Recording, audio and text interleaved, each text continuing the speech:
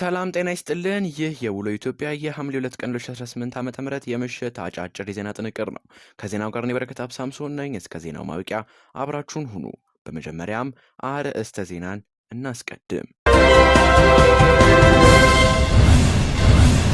በመጀመሪያም ለራሱ ምርቃት የተገዛው በሬ ወቅቶት ህይወቱ ያለፈው ተመራቂ የቀብር ስነ ስርዓት ተፈጽሟል። ስለዚህ የምንመለከት ይሆናል። እንዲሁም የነዳጅና ኢነርጂ ባለስልጣን 12 የነዳጅ ማደያዎች በጊዜያዊነት ከነዳጅ አቅርቦት እንዲታገዱ ትዕዛዝ አስተላልፏል። ስለዚህም እንመለከታለን። ከባህር ማዶ ዘገባዎቻችን ደግሞ ኢራን ባህሬንና ኩዌት ላይ ድብደባ ፈጽማለች። ስለዚህም የምንዳስስ ይሆናል። እንዲሁም እስከምንረዳው ድረስ የተኩስ አቁሙ አብቅቷል ሲሉ ዶናልድ ትራምፕ ገልጸዋል። ስለዚህም የምንመለከት ይሆናል። እስከ ዜናው ማብቂያ አብራችሁን ሁኑ።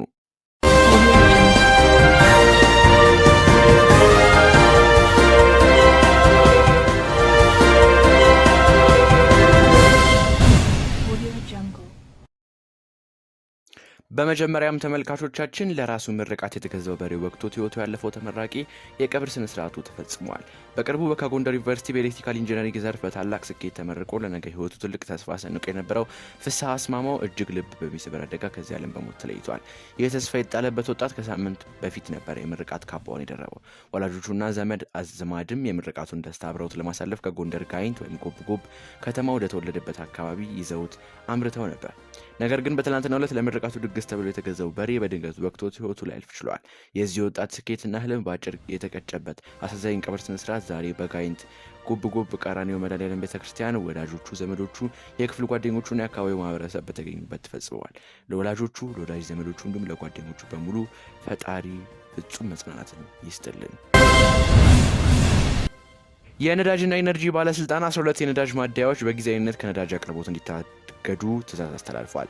ባለስልጣን መስሪያ ቤቱ ውሳኔውን ያስተላለፈው ከግንቦት 29 ቀን 2018 ዓ.ም ጀምሮ በነበሩ ተከታታይ ቀናት ውስጥ በተለያዩ ከተሞች ላይ ባደረገው ድንገተኛ የቁጥጥር ስምሪት ሲሆን በነዳጅ ማደያዎች መቀጃ ማሽን ላይ ምርመራ ባደረገበት ወቅት የማደያዎቹ ማሽኖች ትክክለኛው ልኬት የማያሳዩና የነዳጅ ቅሸባ የሚፈጽምባቸው ናቸው ብለዋል። በዚህም ከሰኔ 23 ቀን 2018 ዓ.ም ጀምሮ እንደ ጥፋታቸው መጠን ከ1 ወር እስከ 2 ወር የነዳጅ ጭነት እገዳ ማድረጉን የባለስልጣን መስሪያ ቤቱ ነዳጅ አቅራቢ ድርጅትና ለኩባንያዎች በጻፈው ደብዳቤ ያሳውቋል። በዛሬው ዕለትም 3 ማደያዎች የ2 ወርና 1 ማደያ የ1 ወር የነዳጅ ጭነት እገዳ የተጣለባቸው ሲሆን 6 ማደያዎች ደግሞ ማስጠንቀቂያ ተሰጥቷቸዋል። በተመሳሳይ የምርመራ ሪፖርታቸው እየተዘጋጁ ባሉ ጥፋተኛ ሆነው የተገኙ ማደያዎች ዝርዝራቸው በቀጣይ ቀናት የሚያሳውቅ መሆኑን ባለስልጣኑ ጨምሮ ገልጿል። ከባህር ማዶ ዘገባዎቻችን ጋር ተመልሰናል። ተመልካቾቻችን ኢራን ባህሬንና ኩዌት ላይ ድብደባ ፈጸመች። ቴህራን በዚህ ጥቃቷ በሁለቱ ሀገራት ውስጥ በሚገኙ የዋሽንግተን ወታደራዊ ስፍራዎች ላይ አነጣጥራለች። በተጨማሪም ዛሬ ማለዳ ከአሜሪካ የአጸፋ እርምጃ የተወሰደባት ኢራን የነዳጅ ማጣሪያን ኢላማ አድርጋ ሁለቱ ሀገራት ስለደረሰባቸው ጉዳትን የሰጡት ማብራሪያ የለም። እስከምንረዳው ድረስ የተኩስ አቁሙ አብቅቷል ሲል ትራምፕ ገለጸ። በአሜሪካና በኢራን መካከል የሚደረገው ጦርነት ያስቆመው የተኩስ አቁሙ ስምምነት ማብቃቱን የአሜሪካው ፕሬዝዳንት ዶናልድ ትራምፕ ተናግረዋል። በጦርነቱ ጅማሬ ወቅት የተገደሉት የጠቅላይ መሪዋን ስርዓተ ቀብር ያካሄደች ባለችው ኢራን ላይ ጥቃት ፈጽማለች። ኢራንም በአካባቢው ባሉ የአሜሪካ ጦር ሰፈሮች ያጸፋ ጥቃት መፈጸሟም ተነግሯል።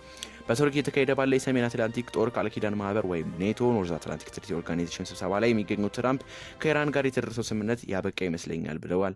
ከእርሱ ጋርም ከዚህ በኋላ መነጋገር አልፈልግም፣ የሚታመኑ አይደሉም ብለው የገለጹ ሲሆን እስከምንረዳው ድረስ ወይም የተኩስ አቁሙ አብቅቷል ሲሉም ተደምጠዋል። ሁለቱ ወገኖች ሊነጋገሩ እንደሚችሉ ነገር ግን ውጤት የማያስገኝ መሆኑን ገልጸዋል። የሚደረጉ ንግግሮች ጊዜን የሚያባክኑ እንደሆኑ በመጥቀስ የኢራን ባለስልጣናትን ውሸታም ሲሉም ካሰዋቸዋል። ዘገባው የቢቢ ተመልካቾቻችን ለዛሬ ያዝናቸው ልዩ ለኢትዮጵያ የሐምሌ 2 ቀን 2018 ዓ.ም የምሽት አጫጭር የዜና ጥንቅር ይህን ይመስል ነበር። ከዜናዎቹ ጋር በረከት አብሳምሶን ነበርኩኝ። የደቦል ዜና ፕላስ የቴሌግራም ቻናልን በመቀላቀል ሰፊ ዜና ጥንቅር ያገኙ። በሌሎች ዜናዎች እስከምንገናኝ ሰላም።